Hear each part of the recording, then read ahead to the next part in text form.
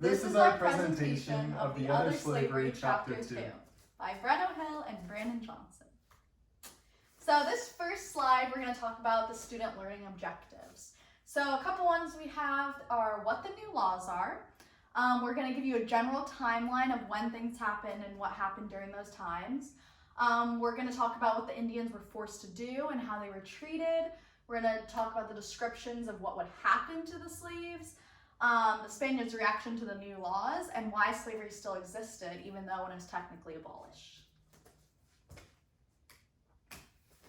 So the hot spots that we are going to be talking about are Mexico, Venezuela, and Central America. And the reason these are hot spots is because they were easily accessible to Spain and the closest that they could get slaves from. And that is the reason why they would get slaves from these places. So these are the demographics of enslaved Indians. So the most common Indian slaves sent to Europe were women and children, and the men were actually the least common. And so the women went to work in homes, and these are the reasons why they favored women. They looked less threatening than men, they sexually exploited them, and they were able to be easily trained, and they really liked the women and children because they were able to work in homes and do housework and cleaning and cooking and all of that.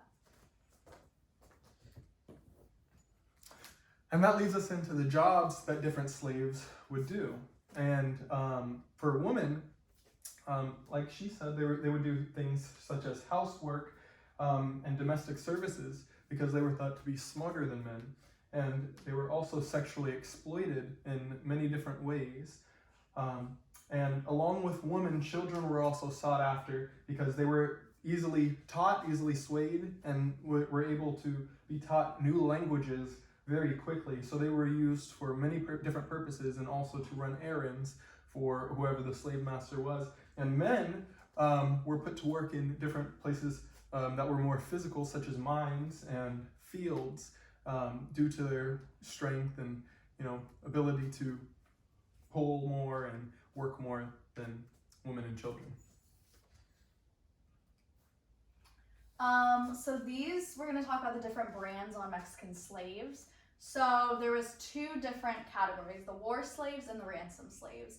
So the war slaves had the letter G branded on them, which is guerra, which means war. And so they were branded on the cheek or forehead. And we'll talk about later, but that actually is bad for them because when they were branded on the forehead, they weren't able to be freed as much.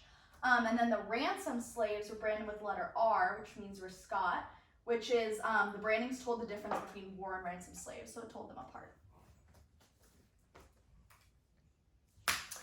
So, over the total time, more than 3 million Mexican and Venezuelan and Central American people were enslaved. So 3 million, and that's just an estimate because they really can't even grasp the actual number because a lot of these slaves went undocumented due to the new laws being put in place. Okay, so was slavery legal? So my question for you is, in Spain, was Indian slavery legal? And the answer is it was actually illegal after the new laws of 1542 were passed. Let me see a little bit. All right. Now, these new laws were passed in 1542, and it was actually a group of activists that came to the king of Spain to ask, can we make these new laws? Because the whole Caribbean debacle and that whole situation had just happened, and that, completely derailed things. So they brought upon these new laws, and the most notable of these activists that brought upon these new laws was a man named Friar Bartolome de las Casas. And these laws basically prevented any people from doing a number of things to Indian people, but the most notable of those things it outlawed slavery as a whole in every aspect, whether it was due to war or due to just going over and taking them from their land. It was completely outlawed. And it also brought upon this new wave of Indian people being able to go to court and fight for their freedom. So I listed here some examples of different stories of enslaved Indians, because in chapter 2 it gives a lot of different examples of different slaves and how they used the court system or different ways. So the first one is Gaspar. So he was a 13-year-old boy, which is actually extremely young to go into slavery. And he was tricked into slavery as a child. And so he was transferred to different homes to work in. And he said that that was one of the best parts, is because when he was transferred to different homes, he was always transferred to better living and situations and better owners and all of that. And so in his 30s, eventually he ran away and he was free for a month, and he was out in the city living, and he actually ran into his master and was caught by him, and then he was thrown into jail. Another example is Beatrice. So she actually sued her owner. She used the court system. She sued her owner for her and her family's freedoms. So she had come from the Spanish Indies. That was her argument as to why she should be free. And she eventually passed away without anything happening, without the court ruling. And so her daughter, Catalina, ended up taking over and fighting for the family's freedom. And it ruled that they were still enslaved, that they couldn't be freed, but then 2 years later it was overturned and they were freed. You want to take this one too? Yeah. So this is about slaves in court. So there started to become many slaves that petitioned to the court for their freedom because of this court system, because they saw other people doing it. So they had to live under the same house as their masters during trial. So often this led time for beating or punishment or different things. And if they weren't set free, they had to go back to that same master's home. So it was very tricky. All right, now these are the reactions to the new laws. So basically, when Spaniards realized these new laws were being put in place, they were outraged, and because they, obviously had a bunch of slaves, and that was how they got their work, and they would try to find loopholes in these different systems to see if they can still, acquire slaves and still have slaves. And even the commentators were surprised at the new laws and how, strict and forward they were.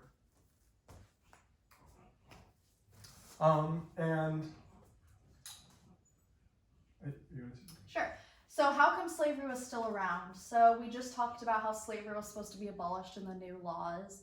And so in Spain, you had to prove with documentation and branding that they were willing Indians working for them. And then for children, they were actually tricked into, being brought over in different ways, saying that they would be free over here, whatever it may have been, and they were more naive, so they were able to be tricked and brought over. And traffickers were actually, it was illegal to traffic someone under the age of 12, but they would still come over and realize that they were easily influenced and bring them over. So the Spanish crown. So the Spanish crown prohibited Indian slavery with the new laws. So meaning if transporting slaves, one had to provide documentation that they got the slaves at the time slavery was legal. So it had to be before the new laws was passed. So this came with a lot of tricks and cruel ways of bringing slaves in, because they would trick people into coming with them and kind of bribe them with money or wages because they knew they needed work.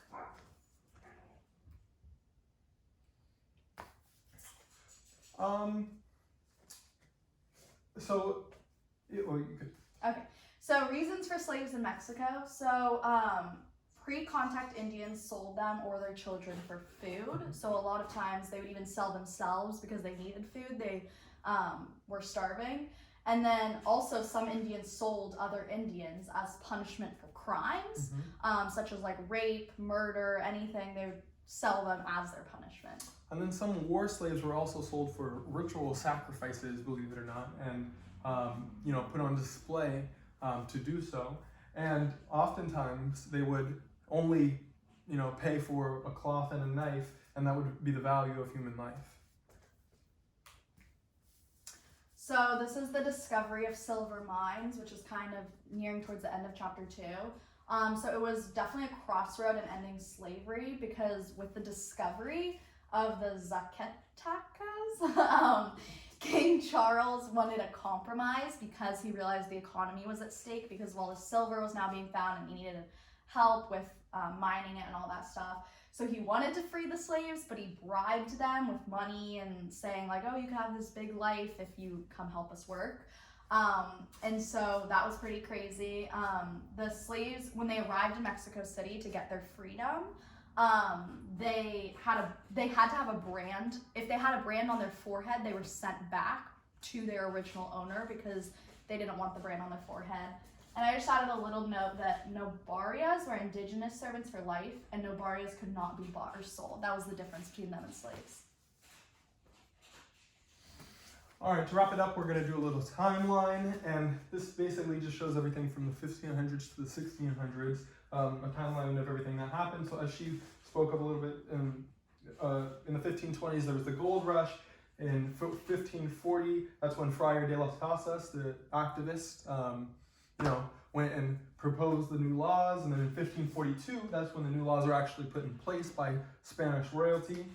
In 1543, Giorgio Lopez was appointed to the Spain's Council of the Indies.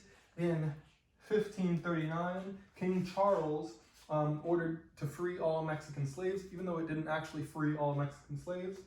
And then in 1546, Las Casas camp, who wanted slavery to still happen, met with the High Council. And lastly, in 1551, Velasco was appointed lawyer, and Bartolome Melgario was also there to be appointed.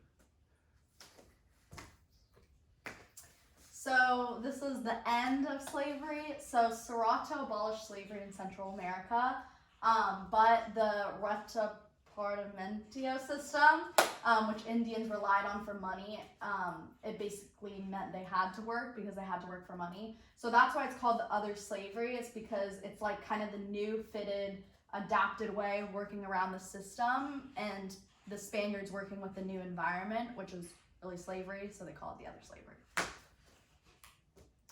Thank you so much. Thank you.